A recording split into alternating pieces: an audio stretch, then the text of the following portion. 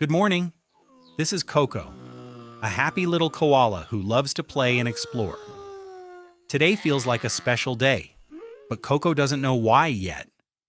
Koko hopped down to the park and met his friend Benny the bunny. Benny had lots of energy today. Benny invites Koko to play a fast and rough jumping game. Koko starts to feel unsure as the game gets too wild. Benny kept jumping and bumping. Koko's tummy felt funny. He didn't like this game at all. Koko stopped and thought, what can I do? Then he remembered, it's okay to speak up. Koko took a deep breath and said, "No thank you, Benny. I don't like this game." Benny blinked, then smiled. "Oh, I didn't know. Thanks for telling me, Koko." "Let's play a different game," said Benny.